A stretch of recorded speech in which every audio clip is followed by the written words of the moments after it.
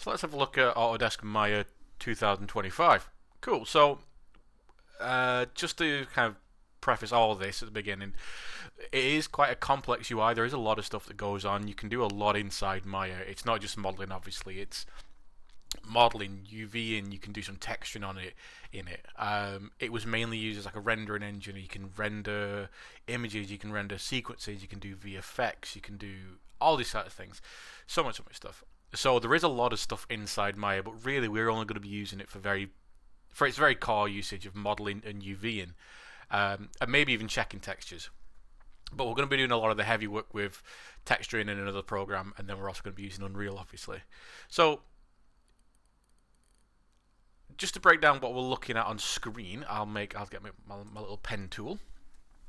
We're going to look at the different zones of what's happening on screen at first. So I'll bring my little pen here. Okay. So up at the top here, I'll make that red so it's a bit more obvious. There we go. Up the top here, this is your basic kind of stuff you see on a lot of softwares. You'll see file, some sort of editing. So these first from file to here are basically just core functionality, like the file opens and saves stuff, importing objects, edit. Isn't editing as we would normally affect editing. If you think of like Blender, the editing actually affects the modeling. This is down to more editing data behind the scenes. Create is what we use to bring things into the scene. Select is just some I rarely use this option, to be honest, but select is a bunch of options for how to select stuff, funnily enough. Modify is all about modifying. Display is all about what we're seeing on screen, and Windows is the different things we're seeing on, like the actual windows and controls and all that kind of stuff. So pretty simple. You get used to seeing this group of 7 options. From there, we go on to like mesh, edit mesh tools, which are all different ways of actually affecting the actual object. Proper modeling editing. Display mesh or mesh displays, things to do with how we see the mesh. Curves, we're going to look at curves eventually, but curves are just another way of creating geometry or controls or things we can use inside the scene. Surface is to do with what we call NURBS, or non-uniform rational B-spline, which we'll never use. So this surface menu here, you can just ignore it. Deform is a fun little menu because it's got a lot of what we call deformers in there. And deformers are what we're going to use to make stuff look really cool, to do kind of advanced modeling. UVing is all about UVing. Generate, cache, Arnold, and help you can kind of ignore. Well, help might have some information in, but generate, cache, and Arnold, we won't be using those most of the time. Possibly never at all using generate, cache, and Arnold. The only reason we're using Arnold, if anything, is if we're doing rendering inside of Maya, because Arnold is the proprietary rendering engine for Maya. And generated cache and more kind of advanced behind the scenes data usage stuff. Okay, so that's a top little bar there. Right, on this bar, if we go all the way to the right hand side here, we've got this little workspace section. Now that essentially change what we're looking at here. So we're at Workspace General, which is, I tend to stick in this most of the time. But you can drop it down and actually see, you can actually do lots of different things, or you can change lots of different things. So if I want to have a modeling standard workspace, I do this, and it takes to what the people at Maya think a standard modeling workspace looks like. We've lost a few things on screen. We go to Modeling Expert. Now, I don't use this at all because Modeling Expert is all about the hotkey side of stuff. Using this radial menu stuff. Now, I don't generally use this. I like using the menus at the top. But if people are very into using hotkeys and are very good at it, I would never, even if you do like using hotkeys, I would never just go to using this, because you need to learn Maya. You need to learn the basics of Maya before you do this. Like I said, I've been using Maya for nearly 20 years and I never use this setting. Sculpting, so you can do sculpting. I heavily quote sculpting, because it's not really sculpting. It's not great, but we do use sculpting tools for some stuff. Post sculpting, again, that's just based off sculpting. UV editing, so I do come to this one a little bit. This is all about, brings all the UV editing functions to the front. XGen is all making like hair and grass and stuff. XGen Interactive Groom, again, hair and grass. And then we got stuff, rigging, animation, render, all that kind of stuff. So I'm just going to go back to the general, because that's what I want to show everyone on. So that is up at the top there. So if you ever need to reset the UVs, the workspace as well, or if you ever want to just change what you're looking at, you can always come to here and go to reset current workspace, or you can even save a current workspace. Cool. So, you also see this little house as well on the very far left. This will just basically take you back to the splash screen, the home screen. But it doesn't mean that we've lost anything. So it's just to move a couple of things in the way. Because if we click it again, if we click on the site where we said Maya at the top there, it's going to return us, go to Maya. It's going to return us back to our... So if you ever accidentally click that and you come to here, just click the little Maya again and you're back. So yeah, file, edit. So if you scroll through as well, you're going to see there's lots of different menus in here. So, have a look through. Again, just like what I was saying at the beginning, we're actually going to only stay in pretty much on this shelf, on this set of menus. And we're not really going to be using everything here.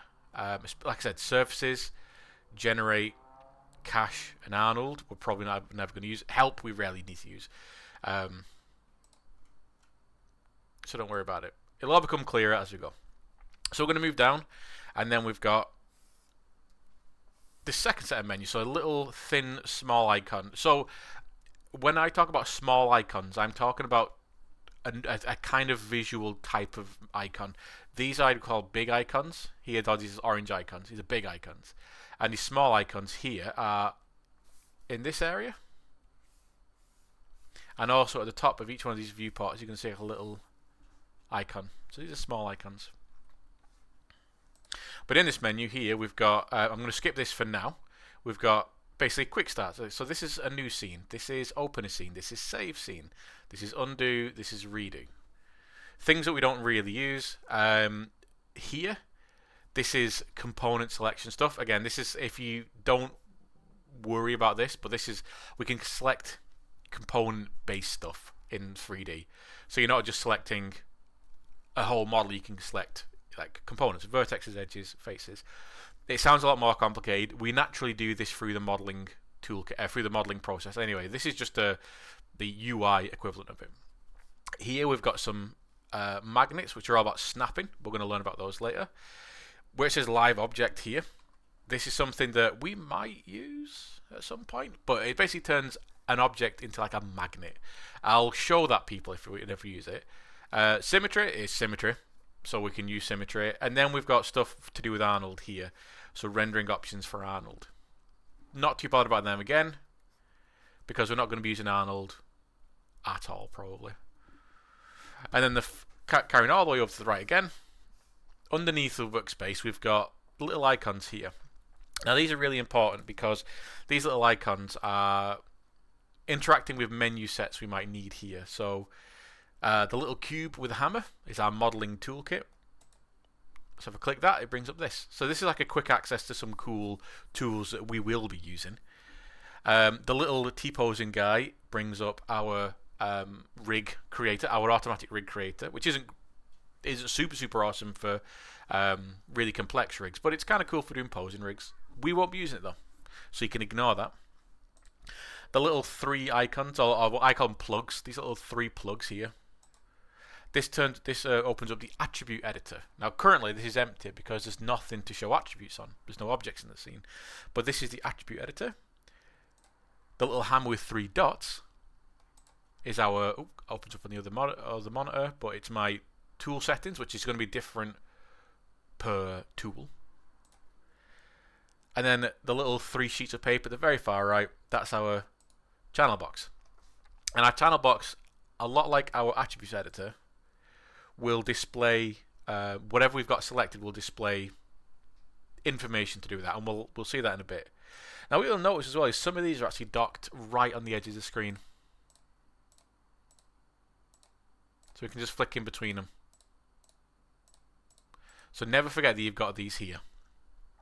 So quick set of menus at the top here. This is just new scene, open scene, save scene, undo, redo. common stuff. Essentially, it's a new save and an open.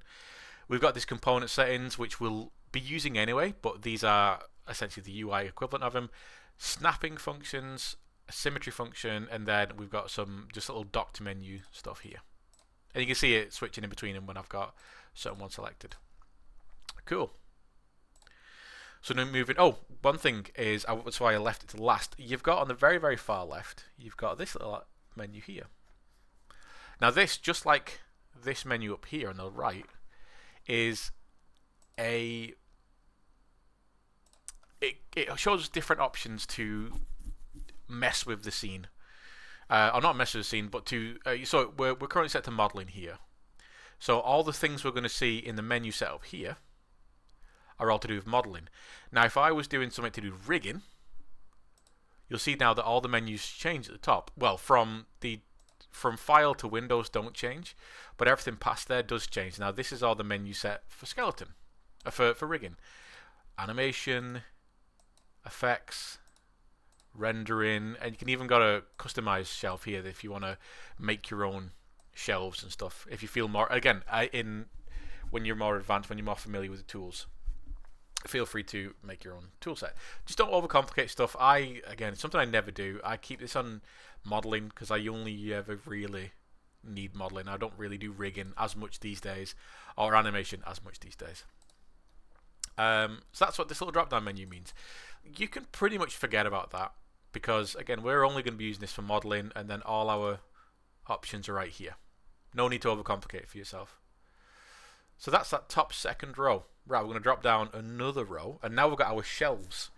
Now, back in the day, this was a lot harder to kind of understand because the old UI was terrible. It was a light grey, and there was no kind of color coordination on any of these shelves. Now, what I mean by shelves is you can see that we've got little shelves. So we've got like curves, surface, polymodeling, sculpture, UV and rigging, animation. These are essentially quick shortcuts to what we were just changing there. So we've got the drop down menus here to change to different stuff here. This is just, this gives us, if I change one of these, it gives us all the options. But what these shelves are for here is what the people from Maya think are the most commonly used settings. So, for instance, if I go to curves, I've got commonly used curve tools. If I go to surface, I've got commonly used surface tools. If I go to polymodeling, which is all what we're going to be using, we've got commonly used polymodeling stuff. Sculpting, UVing, rigging, animation. If you go through, you'll see whatever. Now you might see, you might on some people's you might see other shelves or extra shelves.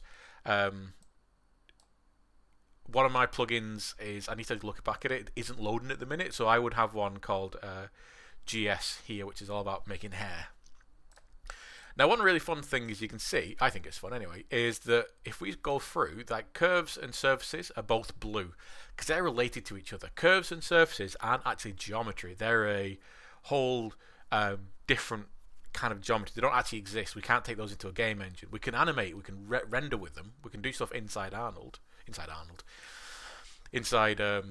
Maya, but they basically work off the same thing. They work off the same kind of background functionality. So they're blue. All the polymodeling stuff is orange. See, sculpting and polymodeling, because they're actually using polygons, they're both orange. You will see some of this blue icon here. This is data stuff. They don't relate to curves or surfaces. This is data stuff. But we're going to be using these here. UV editing, UV is green.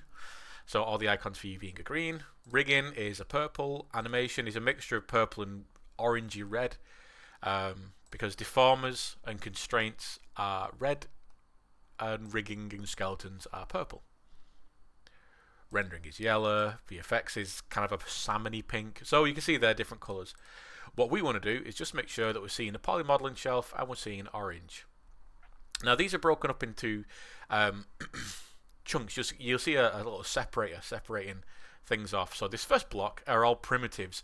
A basic geometric object is called a primitive. A sphere, cube, cylinder, cone, a torus or a donut shape. They're all called primitives. So polygon, sphere. Now we're going to jump up to the top menu here a quick second. So you've got all these from here to here. These are all our primitives. We can also access them by going to create polygon primitives, and then we got the full range of primitives here. But you can see here that we've only got what we've got on the menu here is just that top block, polygon primitives, top block here. You've got something called a platonic solid, and you really don't need to know about these yet. Again, keep it simple. In fact, from this little D20 looking dude to this SVG, or even this content browser, from here, I'll mark it down actually. From here to here, ignore. We're going to keep it simple at first. We'll probably end up using sweep. We're probably going to end up using sweep, and we're probably going to end up using a type at some point. But generally, just ignore this whole menu set. Next, the little blue icons. Now these are related to polygon data. We've got center pivot, like a little crosshair guy. This basically centers the. I'll show you all this in a bit as well. This centers the pivot in the middle of an object. This second one here is delete history. Which, as we're modeling, I'll explain. I'll show you kind of history later on. It's actually really important. And this freeze transformation, again, I'll show you that later on. Transforms and transformation are important to know about. This is the science aspect I've been saying about 3D modeling. It is a bit of a soft science. After that, we've got Boolean, we've got combine, and we've actually got things that affect the mesh. Boolean, combine, duplicate, smooth, rotate, rotate topology, extrude, important ones, bridge, smart extrude, all this kind of stuff. When we come to model some stuff, we'll be looking at those. But that's the poly modeling shelf, and that's that second little row here. And I wouldn't worry about making custom shelves or anything like that forever, to be honest, until you're super happy and comfortable with Maya. You know, I rarely use custom shelves. I think it's too much work. I want to keep it simple, so I do it like this. So this is our shelf. So that deals with all the top part of the screen here. So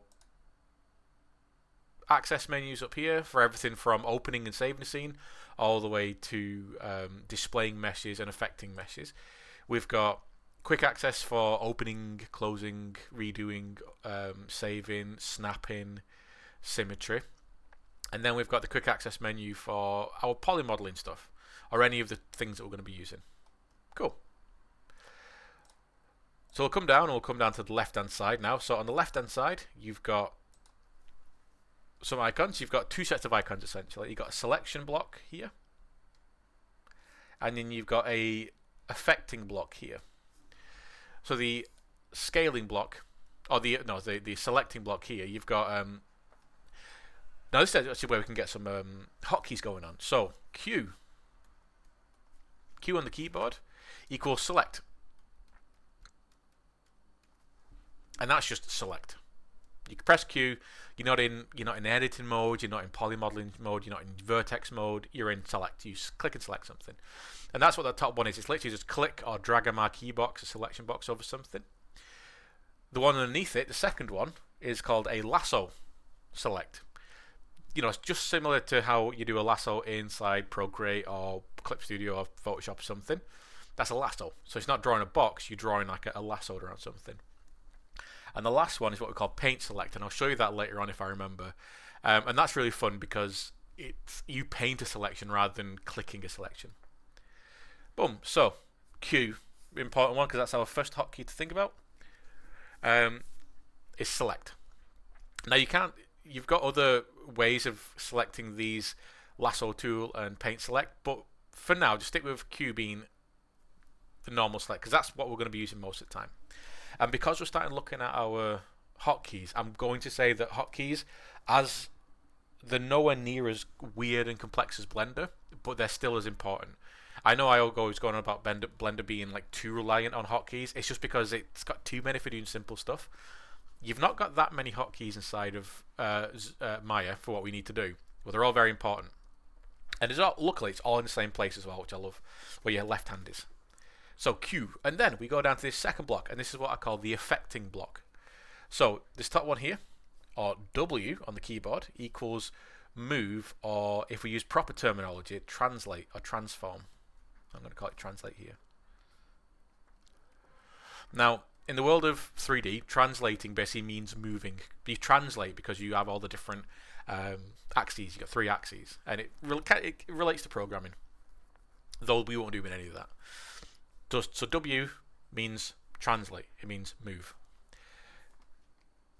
E is rotate. And we all can guess what rotate does. It rotates. And last but not least is R, which is scale. And again, you can probably guess what that does. So Q, W, E, and R, QWER, that's our really important first set of hotkeys. Most of what we're going to be doing is all based off this stuff. If you remember this, you're 90% of the way there. So Q, W, E, and that's why I'm always going to be on about keeping your left hand by your keyboard in that position. Luckily, if you're a PC gamer as well, where does your hand go when you sit in a keyboard for gaming? It goes to WASD, so it's all in the same place. People who are left-handed, I get it. We're just going to have to deal with it. It's one of the things. I'm sure there's some left-handed plugin somewhere, but I would always advise getting used to the basic stuff. Without without having to go in and start affecting the way that plugins. You know what I mean. QWE there. So they are. I'll leave those up so remember them. Right. So underneath we've got this little block. Now this is what we see in front of us. So we can kind of start talking about this whole area in general. So this is the workspace. This is where we're going to see 99% of what we're doing. Oh, sorry, my pen's breaking, I think. This is where we're going to see most of our stuff. Sorry, I'm just fixing my pen. Oh, it's a bit concerning. So we're going to see most of our stuff. So we're going to see all our work.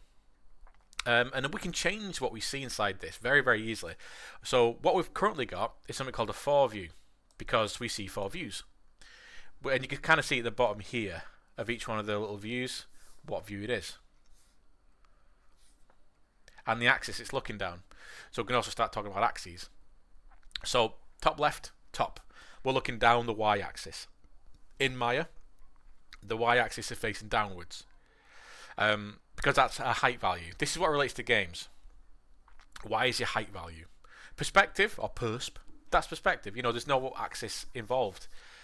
Front is the z-axis, because the z-axis is the forward, it's depth. It's we're looking forward or front. And then side is we're looking down the x-axis. We're looking down the side to side.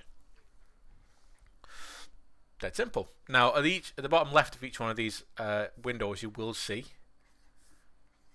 a little helper, which is our axis. So you can actually see X, Y, and Z.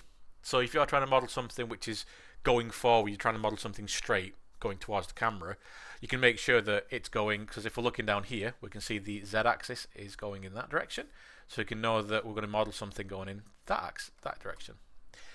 And if we want something going that way, we'll make sure it goes that way. And the same thing for going up. Easy. So we can always use this as like a little helper. Now let me get rid of all this, because boom, boom, there you go. Because this is the 4 view, like I said, there are 4 views. Now if I click on this top one first, on the left hand side here, this little like square with 4 squares on the inside, that's going to change it to a single view, which is defaulted to perspective. You can change whatever axis is, whatever camera is inside here. We're just looking at a single view though. That's all it is. Underneath, that 4 view is our 4 view. The one underneath that is a vertical split view. So we can have a camera over here, we're going to have a camera over here. Now the great thing about these windows is you don't just have to have them to be cameras. I'll show you this later on. You can actually have these be a technical menu set or something. So for instance, animators might do something like this, where they're going to be animating in each one of these windows, or they're going to be animating in 3 of these windows. But then another window is going to be what we call a graph editor, which is actually see on more of a technical level how something's moving, something called a graph, where basically you can see if things are going positive and negative while you seeing these lines and stuff. It's quite fun to look at and quite fun to learn about. But I'm not going to go into crazy detail explaining it for people who have obviously never used 3D before. But we can change these. I'll just, in panels, for instance, I can go change this to... I can change this to this, which is the hypergraph editor. Or I can change it to my, I don't know, relationship editor. Or I can change it to my Hypershade, which is all about materials. So you can see this is like a nice little self-contained little area here. This is just a vertical split view. You can, all you're doing there is just split the two view up into two, and you're just changing whatever. Now underneath, on the very bottom part here, you've got like a little list. And what this turns on is something called an outliner, which shows you everything inside the scene. Now currently there's nothing inside the scene, so there's nothing here. There is stuff. There's cameras, and then there's default light and object sets, which basically makes sure we can see stuff inside the scene. Really, outside of this group of 6, there's nothing in the scene. There should be a lot of stuff here, but there's nothing currently because there's nothing there. And you can ignore the little search here. This allows you to search for command and controls if you want to, though. But again, this is fairly new, and I don't know if anyone's used it yet. Anyone who I know has used it. So these are just presets for Windows. It's a single view, 4 view, vertical split view. And again, you can come in there. If you go to panels on each one of these here, you go to panels here, you can get layouts, and you can do a bunch of things here. So you can do 3 panels split like that. You can do 3 panels split like that. You can do, you give out all these different panels, and you can also, I love it, tear off. So for instance, if I'm doing something where I'm only working in these 2 views, but I want this view to kind of like check stuff, I want to make sure I can keep on track of stuff like a navigator in Photoshop, I can tear this off. So now that is like a floating window. So I can work like this and have this here floating around. I can either tear off a copy if I want to have this and also a copy up. I don't know why you do that personally. So tear off, panel editor, loads of fun stuff. So that brings us onto these actual windows, and I'll go to my single view. It's nice and easy. So my single view, or my view in general. So this is our workspace. You can see in here we've got the grid. You'll get used to all this very, very quickly. And I want to concentrate up here at the top. We've got some more drop-down menus, which are going to be the same per window. You'll always have something up here. And depending on what you are actually using inside this window or this panel, you might have a different set of menus here. But because all these are visual windows, visual panels, we've got visual stuff. So you can see each one of them's got the same information, which does intimidate people because we've got lots of little buttons to look at. Again, just ignore them. Well, don't ignore them, just don't worry about it. So, view. It's stuff to do with what we're viewing inside this frame.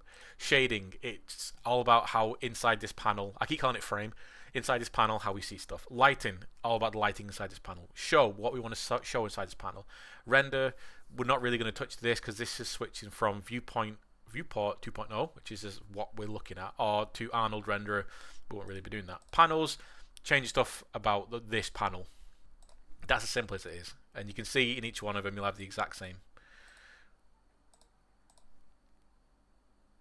And underneath here you've got lots of small menus and small icons. So you've got stuff to do with Arnold renderer here, stuff to do with camera controls here. There's lots of fun stuff. Turning on and off the grid, which we're going to do quite a lot of. So you get used to this stuff as well. Don't worry about learning it straight away.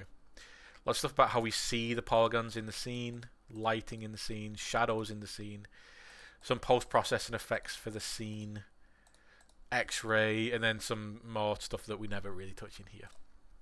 Again, I'm skimming over this quite fast because we honestly don't need to worry about a lot of this at all. Or if we do, we'll worry about it when we come up to it. So that's this little set of menus here, which then relate to this here. And we're actually going to come back to this in a little bit when we look at navigating and bringing stuff into the scene. Okay. So I'm still going to leave these up here just so we're drumming into our heads. Now we can actually start talking about bringing stuff into the scene, changing some of these options here, and then looking at what's happening here, because the right hand side of the screen here is all about things that are in the scene. So I'm just going to bring in a cube, a simple cube. So I'll turn off my kind of custom setting there. If I want to bring something into the scene, and I've not changed any of the settings besides that one right then, if I want to bring something into the scene, I can either bring in here, or I can go to create polygon primitives and then find what I want here. So I'm going to bring in a cube. Boom. I brought in a cube. That's awesome. So you can see now I've got my little selected object here. If I click off it, I'm going to deselect it. If I click on it, I'm going to select it. Nice and simple.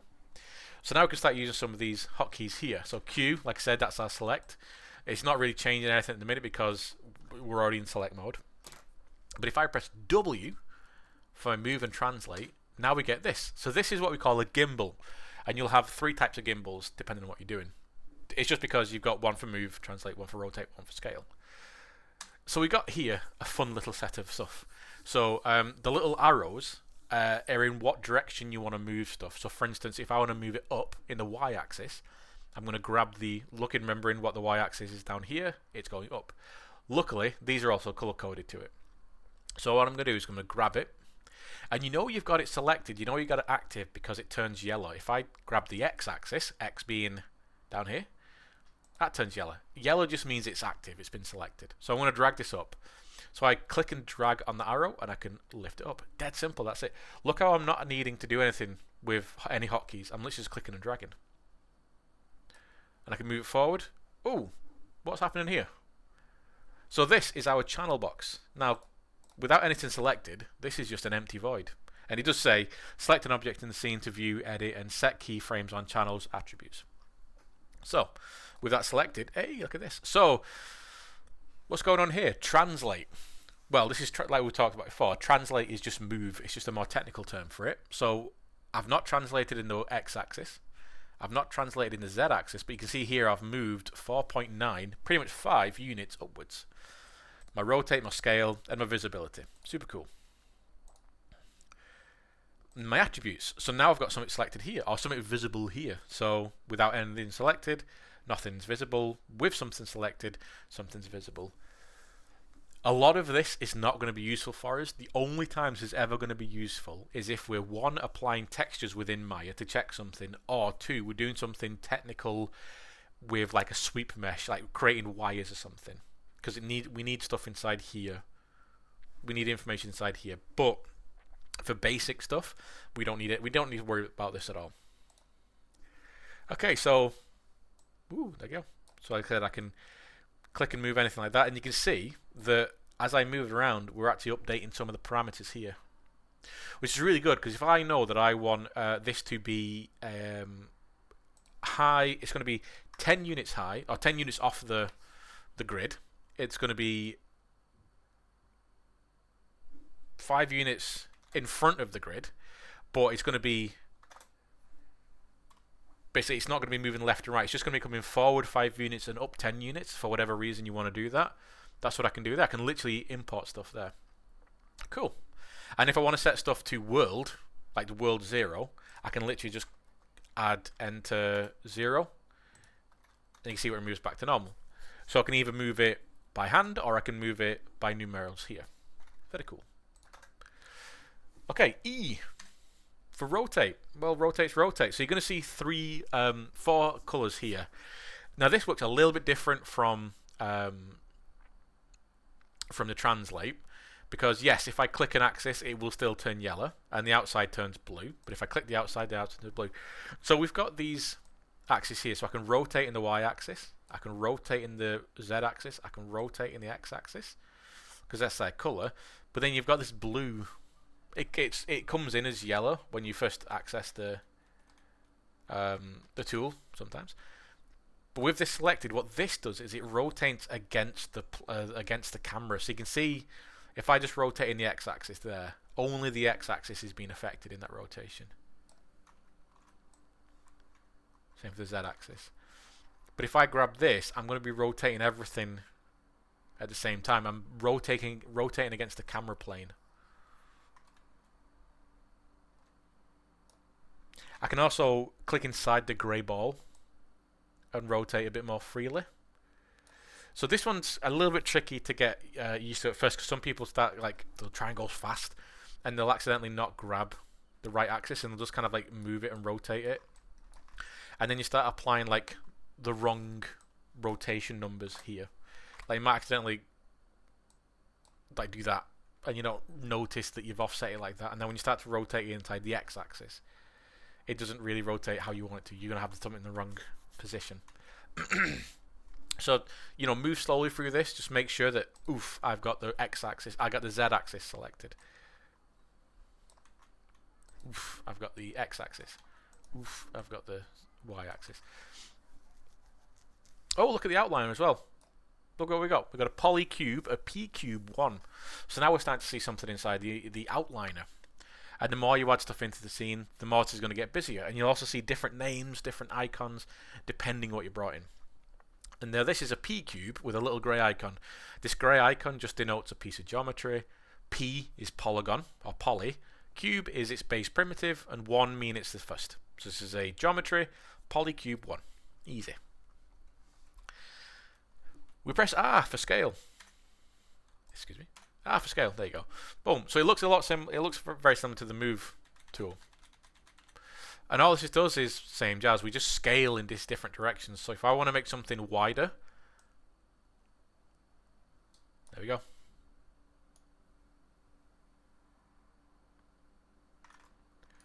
Taller, longer. There it is, and you can see all the updated parameters here. So you can see here I've scaled off in all these different axes in these different values. Now what's really interesting here, and one thing I wanted to kind of keep aware of, is if we're what we call zeroing everything out, if I zero everything out, it disappears. It's still technically there, but it's not there anymore. I can still drag a selection box over the place where it was, but we're not seeing it. That's because what you've done is you've zeroed out scale. That's what I'm trying to say. Now we need something inside a scale to be, you know, if I got 0 inside a scale, it literally doesn't exist. It's not a size anymore. It's an infinitely small thing. So whenever we zero stuff out or set stuff back to normal default, your top group here, from translate to rotate, is 0. Scale needs to be 1 if you're making it back to normal. Or if you half in the size, that'd be 0.5. Or if you're doubling the size, that'd be 2.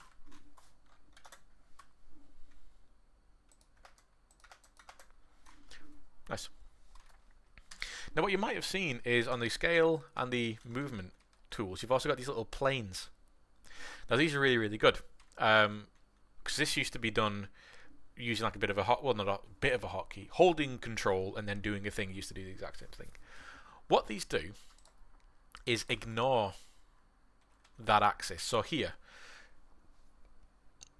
if I want to move only in the Y and the x-axis, but I don't want to move it in the z-axis, so only Y, only X, I grab the blue square because it's this color that's being ignored. It's the axis which is being ignored. So if I want to ignore the blue axis, I grab the blue square. And now what I'm doing, as if you can see here over here, I'm only moving in the X and Y. So it's almost like it's moving on a plane up and down. Same thing, if I only want to move it up and forward, or if I only want to move it across the ground, that's what they used to do. You can also do that by holding control. That was the old way of doing it. You hold control and then drag on the axis you want to ignore. Same jazz. So that's what they are. So on scale, you know, doing this, grabbing that bottom green one, will only scale in the X and the Z. Grabbing the blue one will only scale in Y and X. will only scale in Z and Y. That's what it is. So Q, W, E, R. Very, very simple. And with that, you can start to move stuff around, rotate it, and scale it. Very, very cool. So let's have a look at actually navigating around the screen or moving our camera around the scene. This is also very, very simple. So I'll bring out my pen again. So rotating, very important thing to do, rotating our camera around the scene. Because we can't always be stuck in that view, we have to be moving around. Very, very simple. Alt.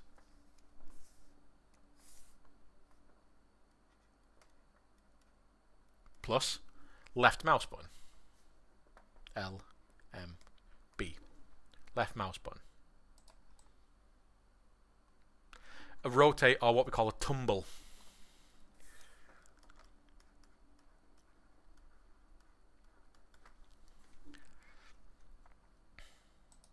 Alt, middle mouse. Pan. Very, very useful to do. So Alt plus middle mouse button, pan.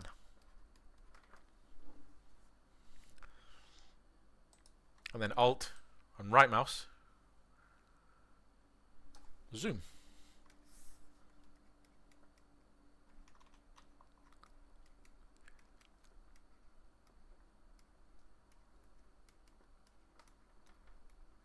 Zoom. There you go.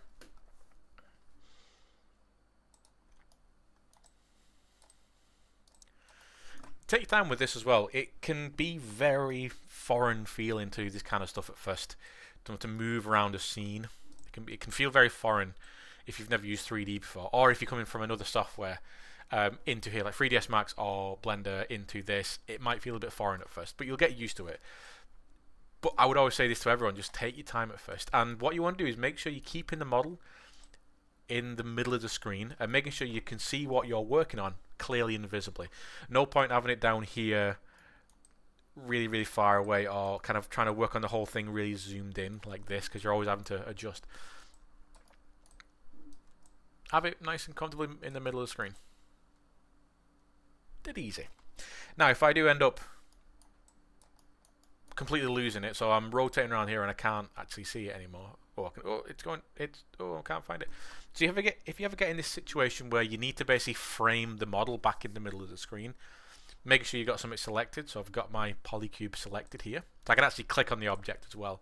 If I've got it, if I'm like I can't find it because it's, I can literally find it in my outliner, click it, and then press F for focus. There we go. So F for focus.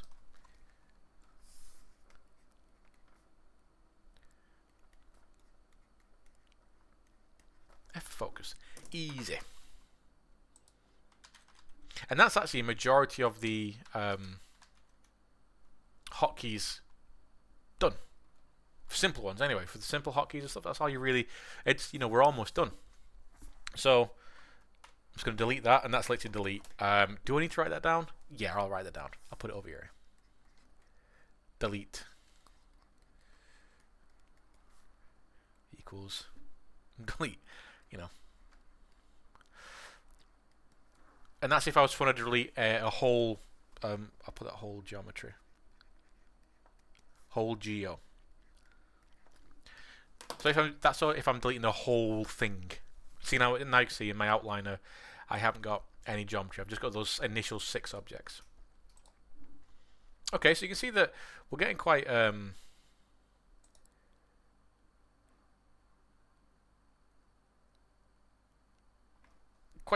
we're covering a lot of ground. We're getting a lot of the basic functionality, basic navigation stuff under our fingers, which is good. Last thing I'm going to do is show you how we can, one, change slightly what we're seeing in the background here, and also how we can actually start to grab specific parts of a mesh, grab components of a mesh. So what you might have noticed is I've got this grey in the background here, which is almost the same colour as a piece of geometry, which you can sometimes lose what you're looking at in the background. But we can change that very, very simply. Alt B. And you've got 4 backgrounds. I have mine on black all the time. I find it's quite easy to work with like that.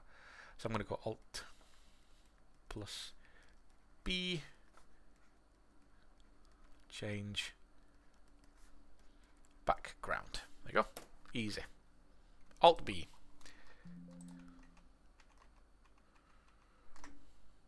So like I said, I keep mine as black in the background. I quite like that. Plus it makes these kind of easy to read. So we got an object here. So I'm actually gonna you get to know me but with this a lot. I'm not gonna show you just one last thing, I'm gonna show you a few different last things. But they're all kind of related to each other. So I was clicking and making a small version of something here in the middle of the screen. So I'm making a small cube, for instance. That's fine. It's okay. It's not great. Why? So the measuring of this whole scene. In fact, what I'm going to do is I'm going to make sure you got all these written down, and I'm going to take them away. There we go. So each one of these small little squares here, this is a centimeter by centimeter. So this, that's 1 centimeter by 1 centimeter. Okay.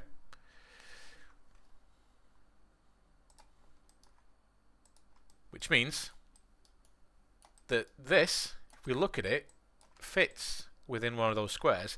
This is a 1 centimeter cubed object.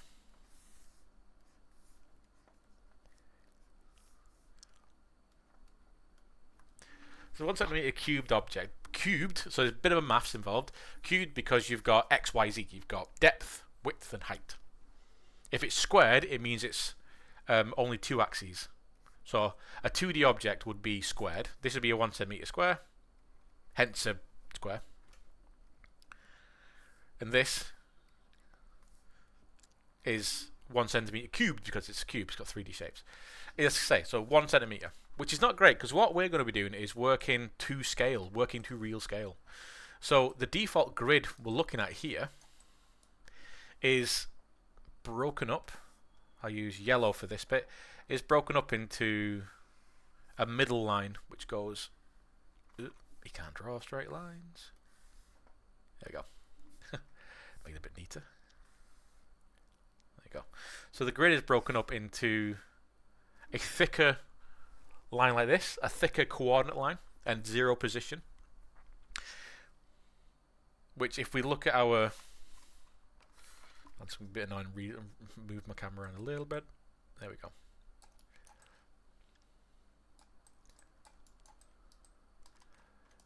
Yeah, there we go. Boom. Yep. There you go. So you got this center line that goes through.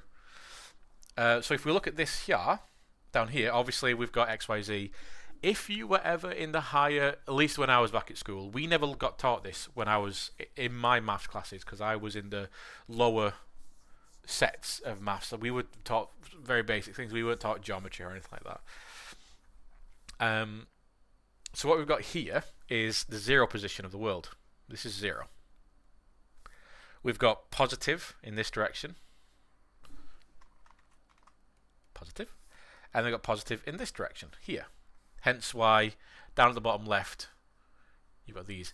And then you've got the y-axis is a positive in that direction. Back here, you've got negative, negative, and then obviously you'd have down, negative. Each one of these areas here is broken up into a 12 by 12 grid. 12 centimeters by 12 centimeters. So this is 12 centimeters. And this is 12 centimeters. Which makes the whole length of this 24 centimeters. Bit of maths. This is really not complex maths at all. This is stuff that I think we all inherently know. We all know what positive and negative is. We all know, like, it's basically forward and backwards. Someone's firing off fireworks, if you can hear that. Up, down, left, right, forward, back. It's important to know about these breakdowns though, because we can actually change this. I can make this grid massive, I can make it really small. This is the basic setup, and it's just really important to know that this is broken up into centimeter squares, so that when we build stuff, we build to scale. You know, I'm not just going to make a dude. Say if I'm making a character, I'm not just going to make a character which kind of just stands there like that, because that means that this character is like 3 centimeters tall by, say, like 20 centimeters high. Sorry, 3 centimeters wide by 20 centimeters tall. You know, it's not right. If I take that to a game engine, it's going to be tiny. It's going to be unusable, and it also means that loads of things are going to happen in the game engine, which just makes it ugly. So we're going to be working real world scale. So it's important to know about that. When I change settings inside scale here, I'm literally changing the real world scale of something. So this is a 1 centimeter. Well, if I again, this is kind of why I'm doing this a little bit. I've got my little object in the middle of the scene there, and it's a 1 centimeter by 1 centimeter by 1 centimeter. So if I want to change this to say 100 centimeter squared cube, or a meter cube, because 100 centimeters in a meter, then I would change this to scale be 100, and that means that's 100 centimeters, 100 centimeters, 100 centimeters. The more we do this, the more we're going to get used to it. I also do not expect anyone, especially if you struggle with maths. I struggle with maths, so don't worry about it. I don't expect everyone to take this in straight away, but I really want people to make notes and to practice. This is the only way you're going to get used to this. Plus, all this stuff will benefit you in other ways. I think this is quite fun as well. Even if you think, oh, this isn't very artistic, it's not very, I'm not using my imagination. It is. Trust me, it is. Cool. So, boom, boom, boom. Long story short, that's why I don't like bringing in a object like this, just being this little dude at the beginning, because it's really, really small, super, super small. But also, it's sitting halfway through the grid, like this. And if I was to take this into a game engine as it is, it's going to be really small, but also it's going to be going through the floor. If I brought in a character, and again, they were stood like this, when I take them into the game engine, they'll literally be through the floor. It's not what I want. So, what I do, and I'll try and get people doing this, but if not everyone does, it's purely a preference thing, is up in Create, in Polygon Primitives, I've got Interactive Creation. Now this adds a few more steps to the creation of an object, but I can have a lot more control over the beginning of what an object's going to look like, or the size of something. As a basic primitive, obviously we're going to start taking chunks out of this, adding extrude and all this kind of stuff. So I'm going to turn this on, and then I'm going to say make a cube. This time it's going to give me a message saying drag on the base of grid, then pull up for height. So I'm going to do what it says. I'm going to drag, and you're going to see that, we're making a thing here. Drag up to set height. Cool. So I can actually change and dictate the size of something myself very early on. So now we're much, much bigger. If we look in our channel box, if we got our channel box open here, you're going to see that actually what I've made is the width of this is essentially 26. The height is essentially 21. And the depth is essentially 27. So I can actually change these to be, okay, I want this to be a 25 centimeters cube. I can set 25 in each one of these, and now I've got a 25 centimeter cube. What if I want this to be 100? I want this to be a meter cube. Boom, now I've got a meter cube. We've still got the problem where it's going through the floor, but we can sort that out later on. By doing this, I can control the size of an object really, really quickly.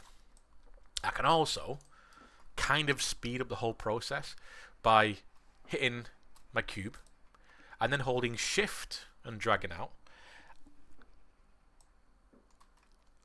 and what happens is it builds it on top of the grid, and it also builds it as a perfect cube. So when I hold shift, when I'm dealing with cubes, when I'm dealing with any of these objects really, it starts a perfect version of that. It maintains the shape. So what you saw before was I had to like click and drag a kind of shape and then click and drag up, which is great if you would know you want to do something like a long, thin piece of geometry like that. You can do that. But if I'm just starting off with a basic cube, I can hold shift and drag out a cube. Very, very cool. And experiment with any of these. Experiment with what that happens. Experiment with how to set up a cylinder or a sphere. Drag on. Okay, boom. Cool. That's quick. Cylinder. Okay, so it's a little like a cube. Okay, cool. Okay. You're actually, if you pay attention as well, there's going to be a slight difference in color here. So when something is selected because you get everything is like a tealy green color. The wireframe is a tealy green color. But when you're creating something, you get a deep green color. So you can see there the green is quite green. That's all good. But then when I release, after I've drug up this last section, see how it kind of changes that tealy green? Teal, T-E-A-L. That means I'm in like object mode. I've done the creation side of stuff. So yeah, just have a play with all these different things. Now, I've just drug out there, and you can see there I've made a bit of a donut shape. I'll do that again. So I'm not actually holding shift when I do this. I'm just going to click and drag out to make my width, and then click and drag out to make my radius. Like that. Now we're going to head back over to the side panel, the channel box here. I'm going to look at some options, because again, look at these for all different objects. I'll have a quick look at what the cube one does. But these will all be different per object as well. So you've got radius, section radius, twist, subdivision axis, subdivision height. What do these do?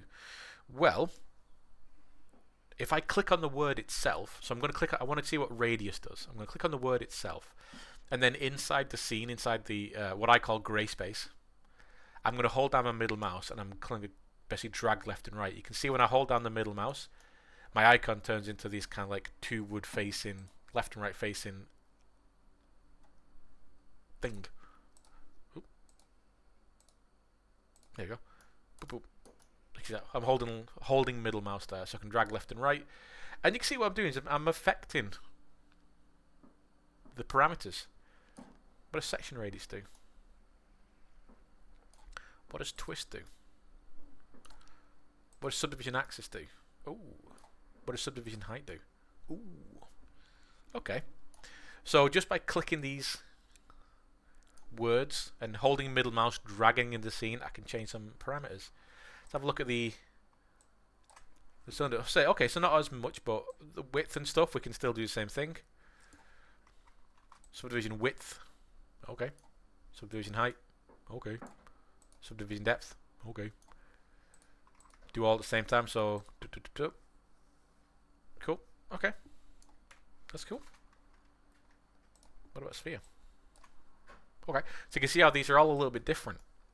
Depending on the thing, depending on the geometry, the primitive, you might have different parameters because of basic, because of geometry. Because of how geometry works.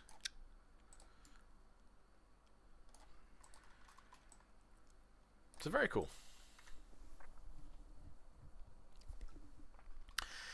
And the last thing I'm going to show you is history. So I'm going to do, don't worry about what I'm doing, I'm going to do a couple of things to the object.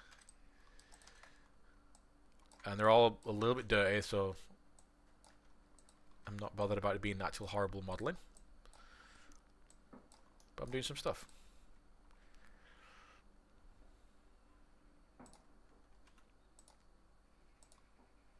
Okay. So I've made a monstrosity. What I'm going to show you now is on here. So history is an incredibly important thing within Maya, and it's something that is going to trip people up. So, this is why I'm always on about saving lots, incremental saving, having these kind of like checkpoints every 10, 15 minutes doing a certain thing or whatever. I'm saying all this for the right reasons, for the benefit of you. In 3D modeling in general, in any software, data is incredibly important. And what I mean by data is history. Things that the program needs to look at an object to then basically look back at how it's been made, if it needs to go back and check something, or if it needs to go back and affect something. Those of you who've used 3ds Max, you've got quite an interactive history panel, which is great. I'm not a mad fan of it personally. In Blender, I believe you've got, I think it's part of the modifier stack, something like that. You've got quite a. Actually, no. I think in Blender you've really not got that much control over the history, which isn't necessarily a good thing because history is important. Inside Maya, we've kind of got an in between where 3ds Max you can control the history a lot, and in Blender you really can't control the history, from my understanding.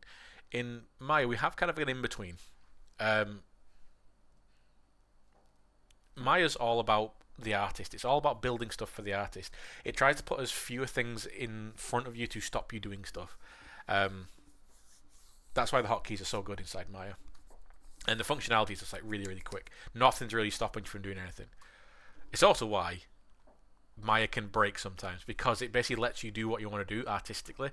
The technical side of stuff sometimes gets kind of confused and dies, which is not great. But that's why incremental saving all the time is good. We can't really have it both ways. We can't have it a super solid program as well as being super artistically, unrestricted. On the right hand side here, in our channel box, I've got my selected monstrosity here. We've got its current position in the world. There's no, actually, let's do a bit of rotation. Let's do a bit of scaling, like that. Okay, so we've got some information here. That's all well and good. We've got the shape of what it originally was. So it's a cube shape. We've got inputs under here. So this is our history. So inputs are literally things that we've done.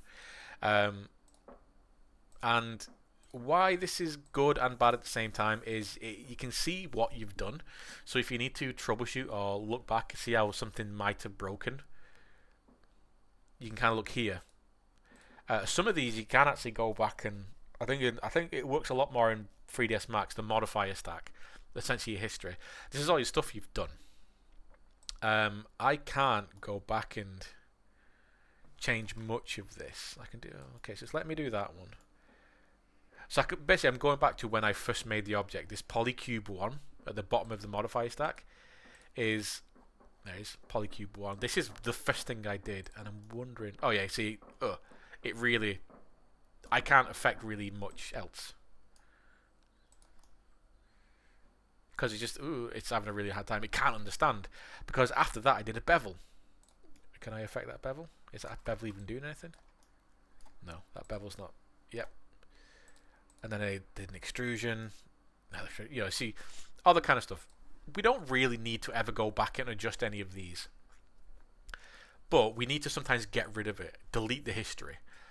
So what I can do is come up here to the middle. It says we got that center pivot, delete history, freeze transformation. Well, there's the middle one, delete history. If I click that, it gets rid of all the history. Now this is actually really important when we're doing stuff where we're modeling on something a long time, or we've got a lot of stuff going on in the scene, because data and history can bog down a scene.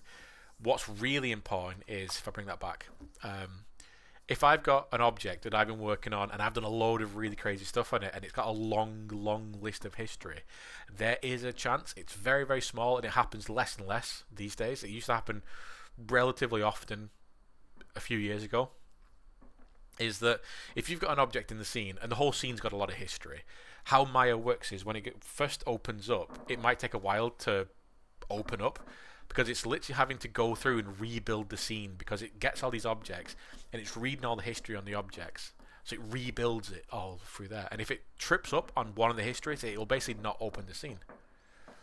Apologies for the fireworks in the background, if you can hear it.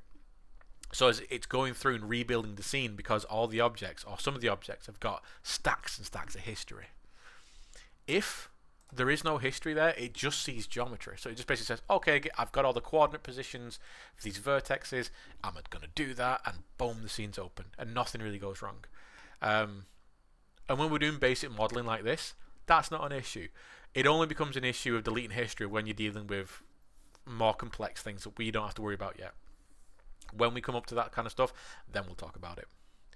But deleting history, I always do that if I'm doing like a long stint, like once an hour, or once every. If I'm doing something that's really complex, using a lot of booleans and deformers, and I'm doing all these really kind of complex modeling, I might do it every 5 minutes or so, just to kind of make sure that one, I'm keeping my data and history nice and clean and light, but also I'm not going to forget and then accidentally save it with a bunch of history, which might possibly, not saying it does happen often, and like I said, it happens less and less.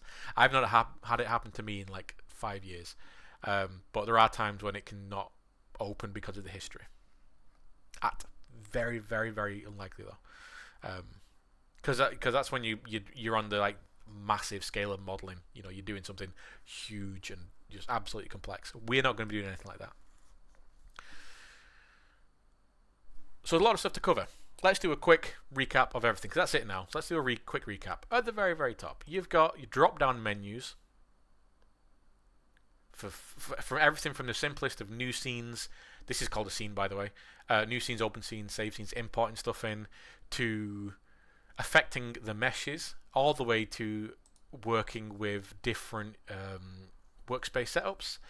You've got quick access menus to stuff like save, open, redo, undo, component selection. That's one thing we've not done actually. That I quickly selected. I keep forgetting to say stuff. Component selection, and then yes. Sorry. Component selection. So how I did some of this on here. I'll not show you how I did it. I'm just going to show you how I selected stuff. So let me get another cube, because this will explain component selection here.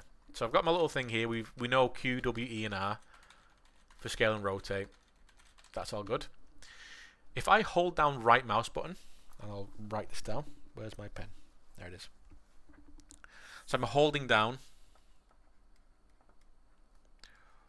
right mouse button.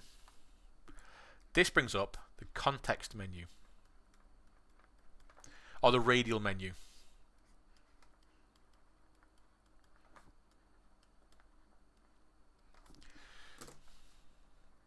So I'm holding down right click, and I have to do this over the top of an object. So I'm hovering over the object, holding down right click, and you get this. This is, and just ignore this bit down here, just think about this bit right here.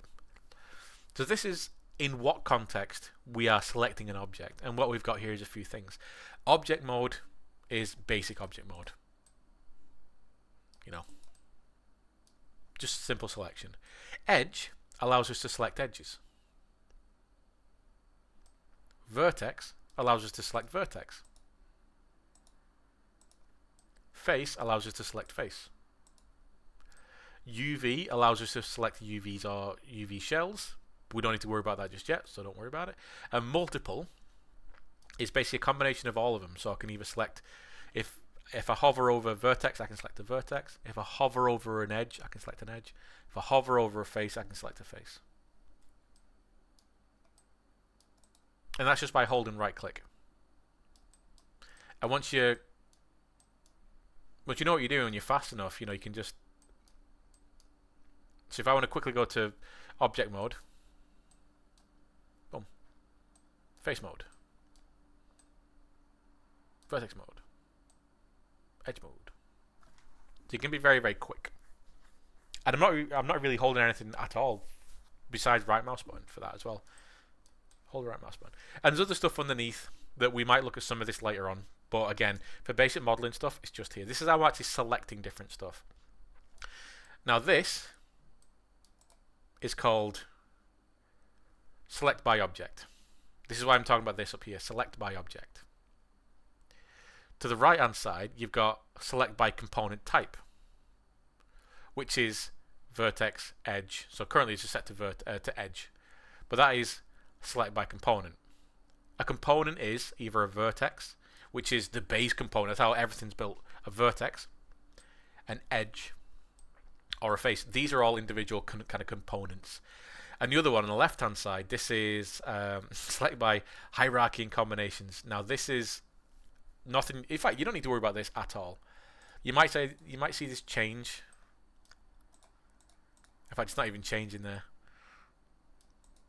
No, it's still in the select by object, so you don't need to worry about it. But just in case you ever click any of these, you know, just make sure you're always clicked on the middle one. Nothing really changes. Like I said, a lot of this stuff can seem very complex at first, and I have covered a lot inside an hour and let's call it an hour and 15 minutes. But that's because I'm trying to cover everything in an hour and 15 minutes. Everything. So the best thing to do is just open up Maya and just start going through these, your base, bring in an object. Just click, bring in a cube, move it around, scale it, rotate it, grab a face. What happens if I move it? What happens if I rotate it? What happens if I scale it? Move the camera around. Grab this face. What happens if I move it? What happens if I rotate it? What happens if I scale it? So get used to just moving around and doing the basic. I keep punching the mic. Doing the basic affecting things to the mesh, because we're not going to be doing anything complex at first. We're going to do very, very basic stuff, which is essentially just this. Just grabbing a component, moving it into place. That's it. Make a mess. Mess with the software a bit. Just remember those shortcuts as well. Q for selection, W for scale, for select. Let me write it down so I can. So W for select. Nope. I swear I know what I'm talking about. Don't know why I'm getting all confused. Q for select. W for. I'm going to call it move, but that's also translate, remember? E for rotate.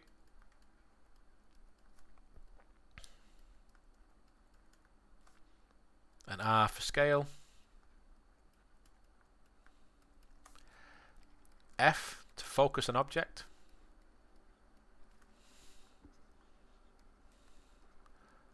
OBJ for object. Alt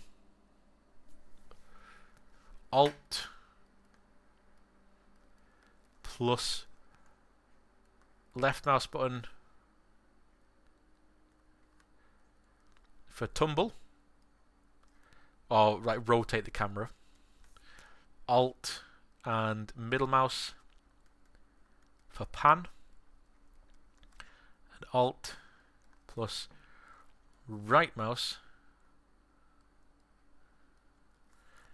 for zoom.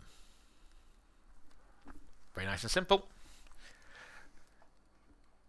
Delete for deleting a whole object.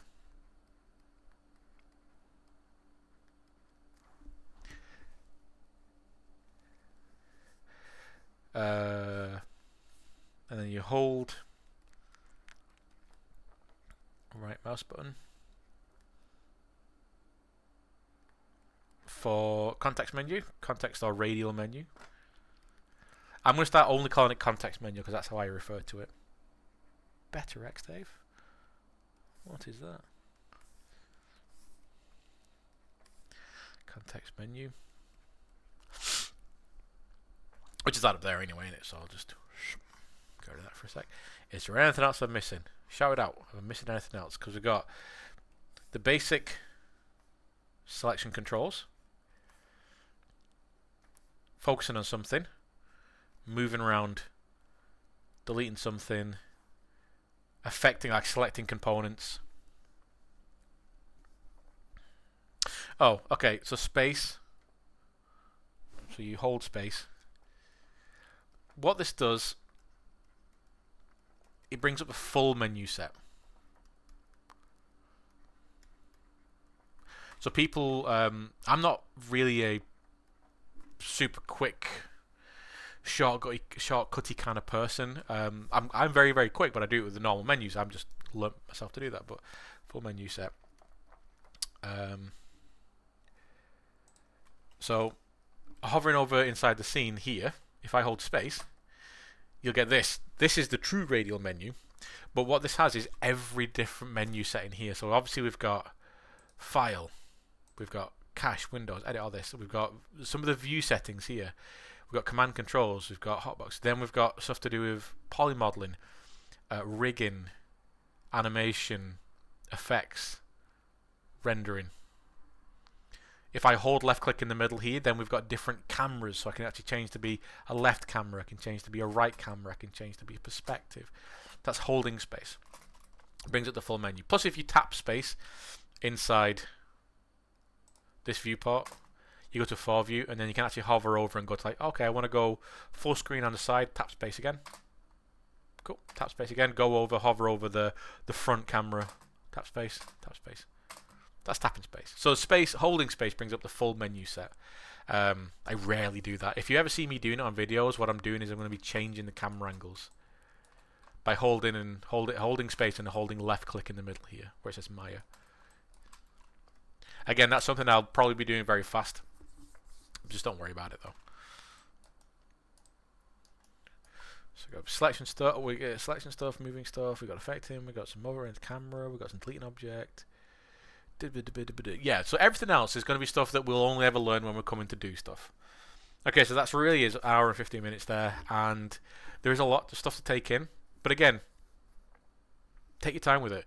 One of my big advices with my videos, because they are all going to be quite long, is don't try and just do it as I'm doing it. You know, pause the video.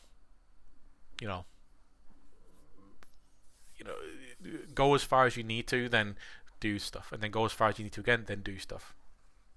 Keep pausing the video. Don't try and follow along with me, especially later on in the year when I'm going a lot faster, because obviously I'm going to be expecting people to know the basics. Cool. Well done for this one, to get through to the end. This is the first of the big videos. This is how Dave does his classes. Note takings are important. I'm always going to be writing down notes on screen as well, so take down these notes. Cool. I will see you all in the next one.